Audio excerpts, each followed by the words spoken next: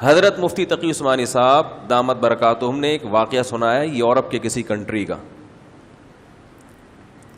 فرمایا wash room کے باہر میں کافی دیر سے کھڑا ہوا ہوں, واش روم سے بندہ باہر ہی نہیں آ رہا.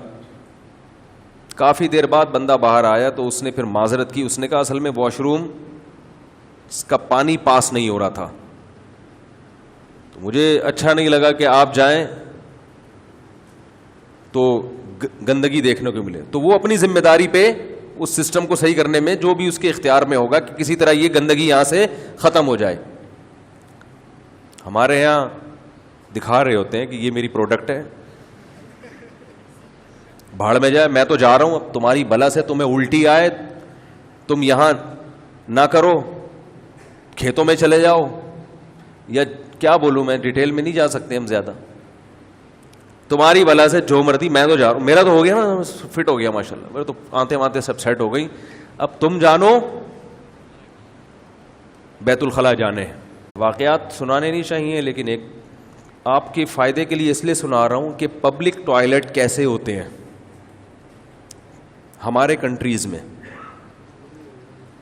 ایک سنا دیتا ہوں, گھن تو مجھے بھی آ رہی ہے, آپ کو بھی آئے گی, لیکن بڑی مصیبت سے بچنے کے لیے چھوٹی مصیبت کو برداشت. یہ جو گھن ابھی آ رہی ہے یہ آپ کو بڑی بڑی ٹینشنوں سے میں بچا رہا ہوں, بڑی مصیبت سے. ایئرپورٹ کے واش روم بڑے صاف ستھرے ہوتے ہیں, سب سے زیادہ صاف ستھرے ایئرپورٹ ہی کے واش روم ہوتے ہیں. لوگ بھی بڑے سلیقے کے ہوتے ہیں ایئرپورٹ پہ. جہاز میں جا رہے ہیں, اکثر پڑھے لکھے لوگ ہوتے ہیں جن کے پاس اچھی جاب ہوتی ہے, تو ایجوکیٹڈ ہوتے ہیں. اکثر دیکھا گیا اسٹیشن پہ آپ جاؤ تو بیچارے ہر طرح کے لوگ ہوتے ہیں, کچھ پڑھے لکھے بھی ہوتے ہیں, تو کچھ بیچارے علم سے فارغ بھی ہوتے ہیں. لیکن جہازوں میں اکثر, سب نہیں, اکثریت ذرا طور طریقے والے ہوتے ہیں, تبھی جہاز کا سسٹم ہی پورا الگ ہے. ہائے ہائے ہائے ہائے, نہیں سنا رہا, رہنے دیں بھائی. میں ایک دفعہ واش روم میں گیا ایئرپورٹ کے, تو وہ کنڈی تھوڑی سی کھلی ہوئی تھی, یعنی کھلی بھی تو پوری تھی, مگر پتہ ہی نہیں چل رہا تھا کہ اندر کوئی بندہ ہے یا نہیں ہے. اب ہم کھڑے ہوئے ویٹ کر رہے ہیں, جب میں نے کہا شاید کوئی نہیں ہے تو ہلکا سا یوں کر کے دیکھو, تو ایک 12-13 سال کا بچہ کھڑے ہو کر پیشاب کر رہا ہے. کوئی اتنا بڑا مسئلہ نہیں ہے, بہت سے لوگ کھڑے ہو کر کرتے ہیں پیشاب, جو نہیں کرنا چاہیے. لیکن کموڈ ہو تو پھر تو کھڑے ہو کر سمجھ میں آتا ہے. جو فلش ہے اس میں کھڑے ہو کر پیشاب کر رہا ہے, وہ جو لوٹا رکھا ہوا ہے اس میں پیشاب جا کے گر رہا ہے, اور ایسے ہی باہر نکل آیا. ہائے ہائے ہائے ہائے. اس کے بعد سے اب جب بھی میں واش روم جاتا ہوں کہیں ایسے پبلک, تو پہلے لوٹے کو دھوتا ہوں. آپ لوگ بھی تیزاب سے دھویا کریں لوٹا. جب بھی پبلک ٹوائلٹ میں جائیں تیزاب سے پہلے لوٹا دھوئیں. پتہ نہیں کون کیا کیا کر کے آ رہا ہے وہاں پہ. بچے بھی جاتے ہیں کھڑے ہو کر چھینٹے مار رہے ہیں دیواروں پہ, سب کن بلا. ماں باپ نے سکھایا نہیں. سب سے پہلی تعلیم والدین کو بچے کو ٹوائلٹ کے استعمال کی دینی چاہیے. طہارت تو یہاں سے شروع ہوتی ہے نا.